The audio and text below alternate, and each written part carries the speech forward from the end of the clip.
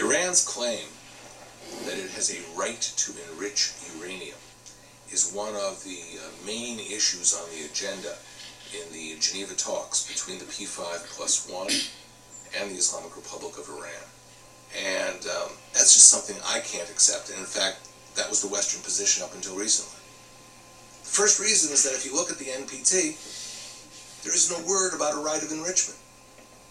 The NPT has two significant articles in it. Article 2, which says countries shouldn't develop nuclear weapons. Signatories are prohibited from developing nuclear weapons. And Article 4, which allows for signatories to develop a peaceful nuclear program.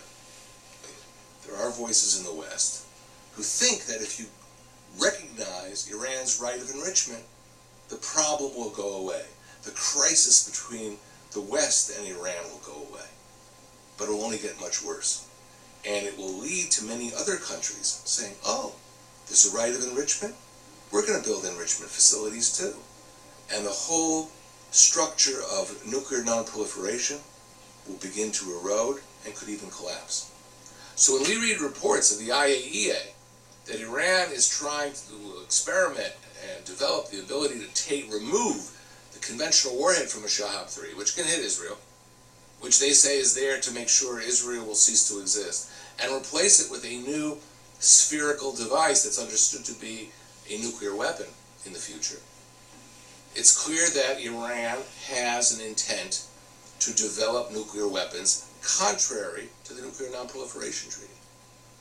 So how can Iran demand what's guaranteed in Article 4, that is the right to develop civilian nuclear technology, and at the same time violate Article 2, which is to develop nuclear weapons?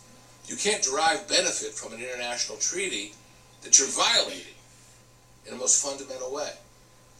So I think that considering Iran's missile programs, considering its warhead research, considering its systematic concealment of what it's doing to international inspectors, I don't think Iran can come with clean hands to the international community and say that it has a right to enrich uranium.